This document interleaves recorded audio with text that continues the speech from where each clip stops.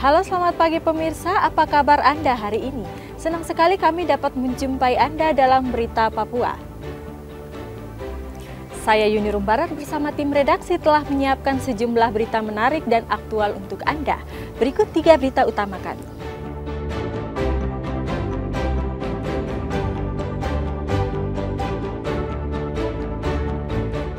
Takut serangan susulan, ratusan warga pendatang mengungsi ke Mapolres Yalimo.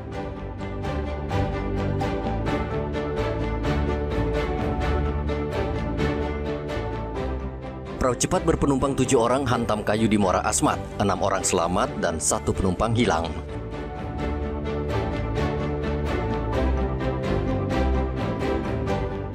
Wakil Presiden ke Pasar Wamanggu tinjau harga sembako.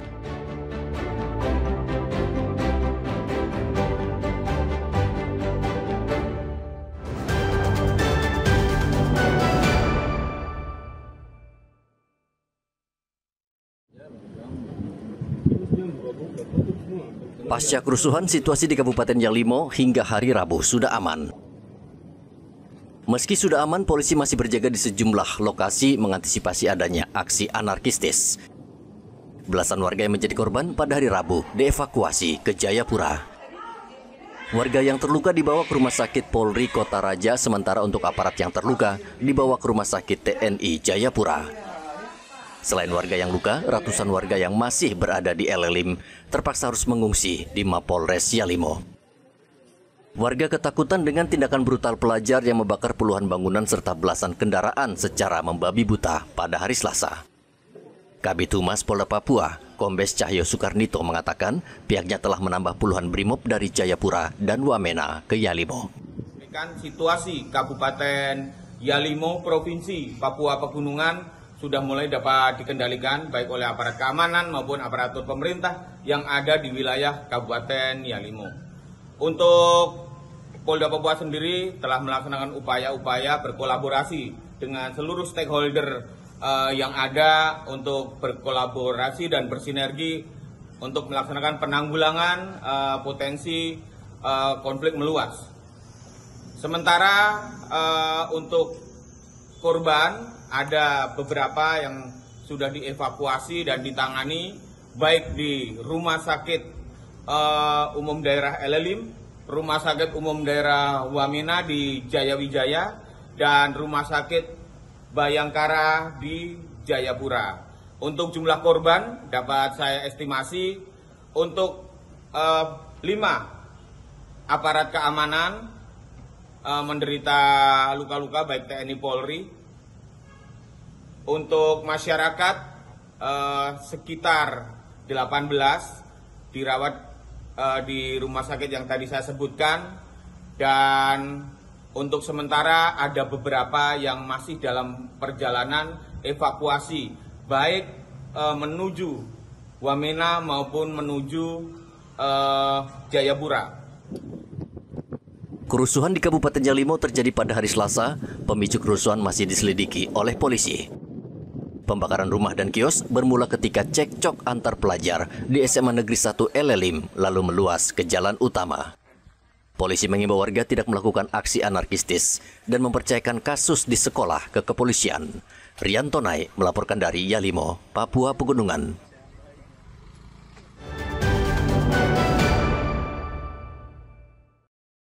Perahu cepat berpenumpang 7 orang terbalik di Kampung Burbis, Kabupaten Asmat, Papua Selatan pada hari Selasa.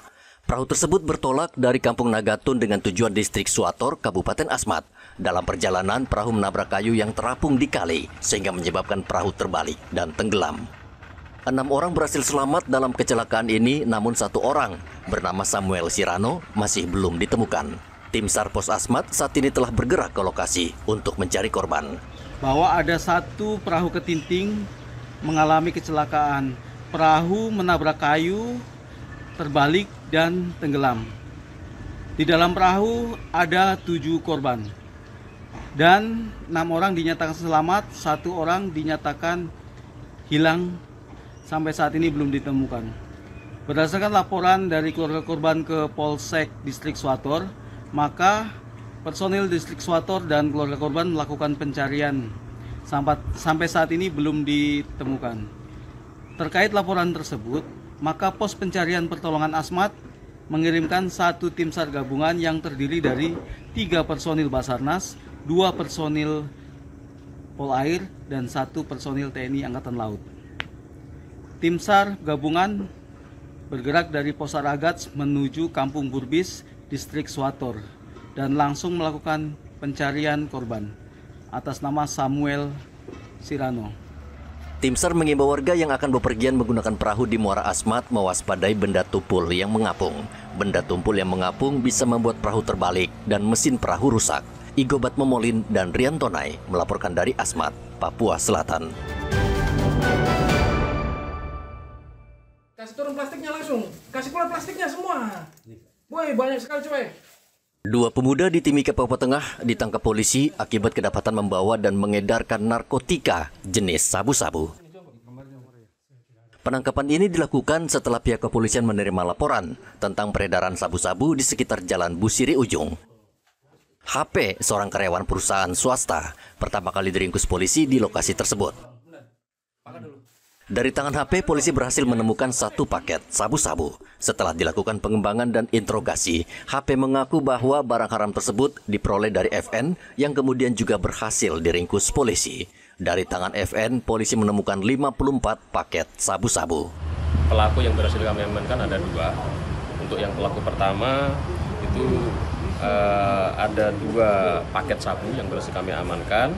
Kemudian untuk pelaku yang kedua ada sekitar 54 paket jenis sabu. Untuk tersangka saat ini sudah diamankan di Polres Mimika untuk proses yang lebih lanjut. Untuk penanganannya kami sudah koordinasi dengan Kepala Bandara, kemudian di pelabuhan kita juga sudah perketat di Polsek maupun dari Syah Bandar. Kemudian termasuk modusnya melalui paket ekspedisi. Kami juga sudah menghimbau kepada para pengusaha atau paket ini agar lebih teliti lagi dalam pengiriman barang tersebut agar dicek kembali, karena jangan sampai nanti paket tersebut berisi barang-barang terlarang. 2 pelaku saat ini mendekam di sel tahanan Mapolres Mimika dan terancam hukuman penjara 7 tahun. Igobat Momolin dan Rian Tonai melaporkan dari Mimika, Papua Tengah.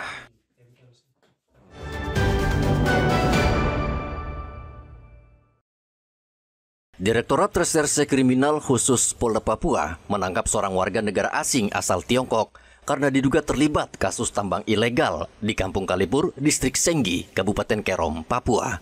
Warga negara Cina diringkus di Kabupaten Kerom. Pelaku saat ini sudah ditetapkan sebagai tersangka dan saat ini masih menjalani pemeriksaan di Ditreskrimsus Polda Papua. Kasubdit 4 Tipitder Ditreskrimsus Polda Papua, Kompol Agus Pombos, mengatakan tersangka berperan sebagai investor dalam bisnis tambang ilegal di Kerom. Tersangka diduga bekerja sama dengan seorang investor lain yang juga berasal dari Tiongkok yang kini masih dalam pengejaran Polda Papua.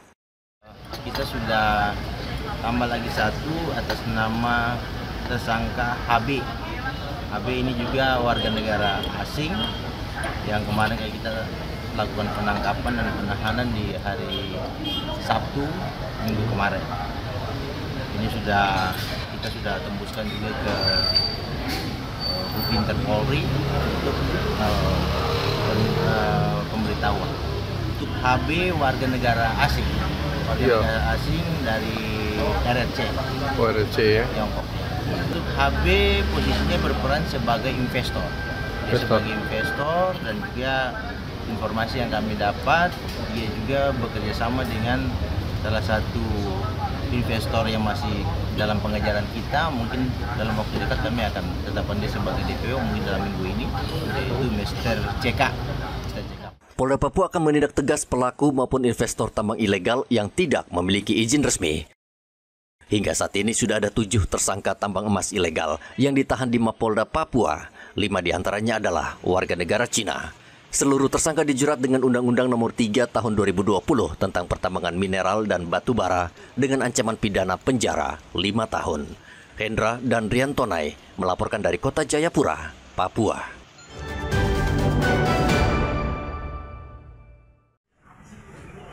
Jumlah orang yang ingin mengurus surat keterangan catatan kepolisian atau SKCK di Polres Merauke terus membludak.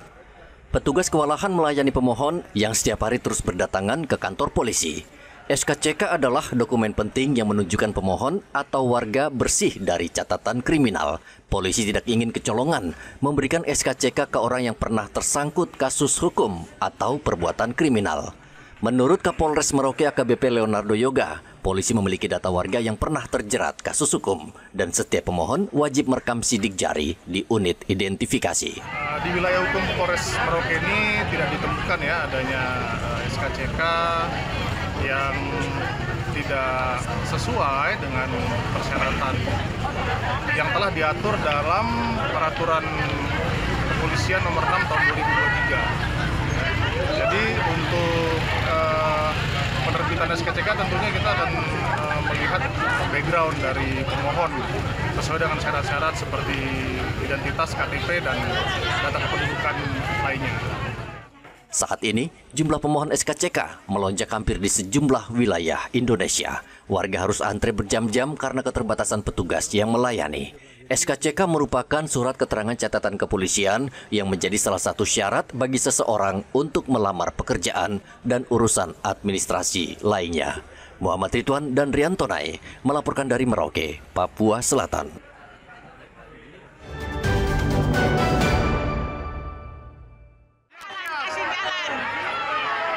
Wakil Presiden Republik Indonesia Gibran Rakabuming pada hari Rabu mengunjungi Pasar Wamanggu, Kabupaten Merauke. Tidak seperti biasanya, sejak pukul 6 pagi waktu setempat, pasar terbesar di Merauke sudah ramai dengan warga yang sudah menunggu kedatangan Wakil Presiden termuda di Indonesia. Gibran tiba sekitar pukul 8 pagi, namun rombongan sulit bergerak karena warga berdesak-desakan ingin bertemu langsung dengan Wapres. Sebagian pedagang juga berusaha menawarkan dagangan mereka ke rombongan Wakil Presiden agar membelinya. Sebagian lagi ingin mengungkapkan unek-unek mereka. Tidak ada tempat jualan, jadi cuma laksana seperti ini. Oh, jadi jualan di emperan saja nih ya? Iya. Tapi ada orang belanja juga? Ya, puji Tuhan. Begitu. Rame ke sepi sekarang nih, sepi? Sepi ya? Bapak Wapres datang dari pasar pagi ini rame sekali. Cuma saat ini saja ya rame ya? Habis itu? Nanti seperti biasa. Seperti biasa. Jam-jam 9, 10 itu sudah tidak ada orang. Sudah ada orang sampai sore itu ya? Oh. Pak Wapres bisa kasih kita tempat sehingga kita bisa dapat tempat sehingga bisa berjualan dengan teratur. Oh gitu. Selama ini pasar rame kan atau sepi? Rame Pak. Rame orang jalan kan atau belanja? Belanja. Belanja juga, iya. Jualan apa nih Ibu? Campur-campur, ada sayur, buah-buah, pisang, petatas, hasil dari kebun. Kedatangan Wapres datang ke Pasar Wamanggu untuk melihat langsung aktivitas pedagang dan sekaligus memastikan ketersediaan stok bahan pangan di pasar. Pak Wapres ingin memastikan saja bagaimana terkait dengan kestabilan harga kita dan juga stok pangan yang ada di Kabupaten Merauke. Wakil Presiden Gibran Rakabuming Raka usai berkunjung ke pasar memberikan semangat dan motivasi kepada pemuda dan warga di kawasan Papua Selatan. Gibran menekankan pentingnya kolaborasi antara generasi muda, masyarakat, dan pemerintah untuk menciptakan perubahan positif yang berdampak luas bagi kesejahteraan bersama. Muhammad Ridwan dan Rian Tonai melaporkan dari Merauke, Papua Selatan.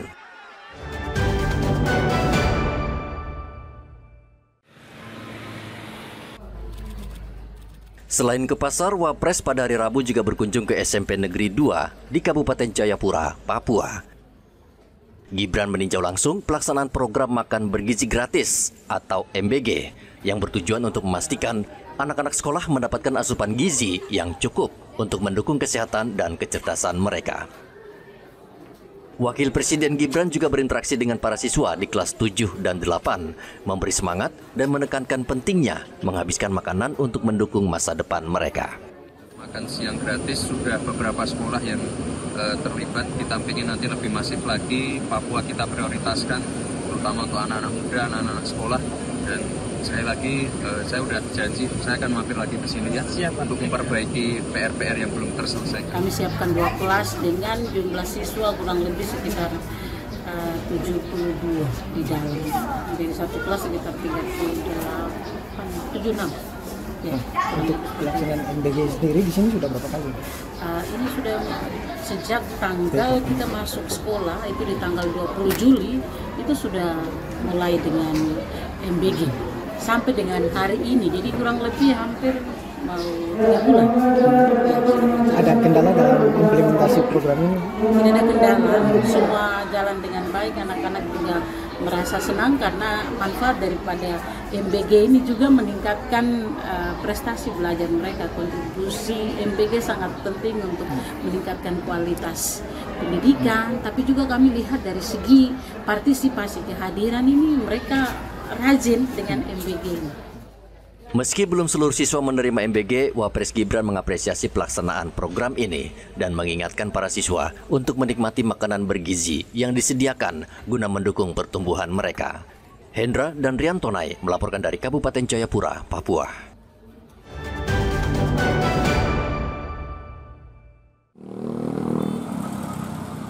Warga yang tinggal di kawasan Kelapa Lima Merauke mengeluhkan kesulitan mereka dalam mendapatkan angkutan kota atau angkot untuk bepergian terutama saat hendak ke pasar. Sejumlah warga mengaku harus menunggu hingga 3 jam, namun angkot tak juga melintas di depan mereka. Karena sulitnya akses angkutan umum, banyak warga yang terpaksa menggunakan ojek dengan biaya yang cukup mahal, berkisar antara Rp20.000 hingga Rp30.000 per sekali jalan. Padahal jika menggunakan angkot hanya dibutuhkan biaya sekitar Rp7.000. Susah juga. Kita sering mengalami kendala transportasi. Transportasi umum itu ya? Iya. Biasa berapa jam menunggu di sana? Itu tidak tentu. Tidak tentu. Jadi kalau mau ke pasar ini bikin apa? Naik apa? Kita biasa pakai ojek, kadang jalan kaki. Jalan kaki dari ya? Subuh, dari jam 5 subuh itu kita sudah jalan kaki. Terkait pasar dan tempat tinggal kita dekat, jadi kita sering kalau tidak dapat ojek, kita jalan kaki dengan memikul jualan. Harapan Ibu sama pemerintah seperti apa? Harapan kami kepada pemerintah, tolong untuk memperhatikan kami angkutan terkait dengan keluhan kami tadi. Di pasar iya, ini? Tiap hari. Bawa jualan? Iya. Oh. Pakai apa jadi? Pakai apa? Naik apa ke pasar? Ojek. Ojek ya. Itu biaya dari sana berapa? Biasa 20.000. Kita punya saudara di kakak, kita bikin untuk jadi ojek. Warga berharap agar pemerintah daerah Merauke dapat memperhatikan kesulitan yang mereka alami dan meningkatkan pelayanan angkutan kota di kawasan Kelapa Lima agar lebih terjangkau dan tepat waktu. Muhammad Ridwan dan Rian Tonai melaporkan dari Merauke, Papua Selatan.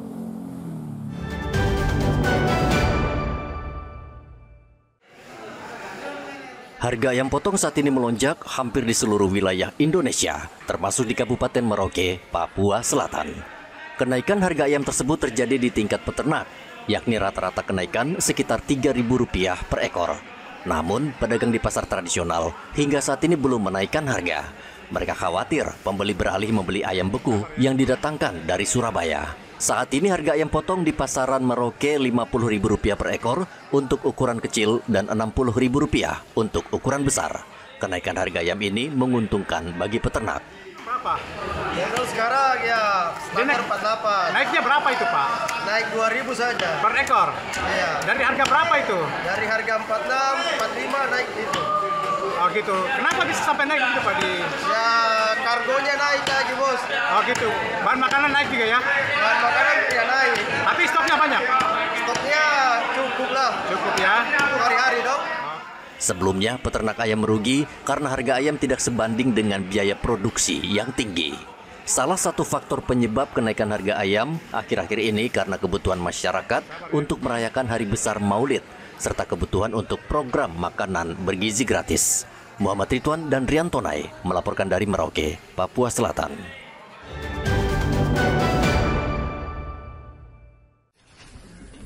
Balai Besar Karantina Hewan, Ikan dan Tumbuhan Papua memusnahkan 1,5 ton bibit bawang dan 12 ekor ayam ilegal yang masuk ke Papua tanpa memenuhi persyaratan karantina. Pemusnahan dilakukan pada hari Rabu di halaman Balai Karantina, Kota Raja. Ayam dan bibit bawang dibawa dari Sulawesi ke Kota Jayapura melalui jalur laut. Kepala Balai Besar Karantina Hewan, Ikan dan Tumbuhan Papua, Lutfi Natsir, mengatakan pemusnahan dilakukan untuk mencegah penyebaran penyakit hewan seperti flu burung. Ada dari Makassar, ada dari mana? Apa saja? Ayam. Ayam beku. Bukan, ayam hidup. Ayam mati. Kalau ayam beku enggak. Ayam hidup. Ayam hidup misalnya begini kan, kalau karantina itu enggak melarang seperti itu. Karantina itu yang penting media pembawa atau ayam itu dinyatakan sehat atau tidak. Tetapi ada kan perda kita di sini pelarangan masuk. Jadi itu yang kita laksanakan. Bukan undang-undang karantina aja, bukan. Karena ayam itu kan tidak dilarang. Yang penting dia sehat atau tidak sehat. Yang kita lakukan penahanan pemusnahan itu karena ada perda pelarangan masuk unggas dewasa. Kepala BPKHIT Papua menambahkan bibit bawang yang sehat dari daerah asal bisa saja terkontaminasi penyakit selama proses pengiriman. Balai Karantina Papua terus melakukan pengawasan di pintu masuk seperti bandara dan pelabuhan untuk melindungi wilayah dari ancaman biologis yang dapat merusak pertanian dan kesehatan masyarakat. Rian Tonai melaporkan dari Kota Jayapura, Papua. Informasi tadi sekaligus menutup jumpa kita dalam Berita Papua hari ini. Saya Yunrum Barar bersama tim redaksi mengucapkan terima kasih atas perhatian Anda. Selamat pagi dan sampai jumpa. Wanyake.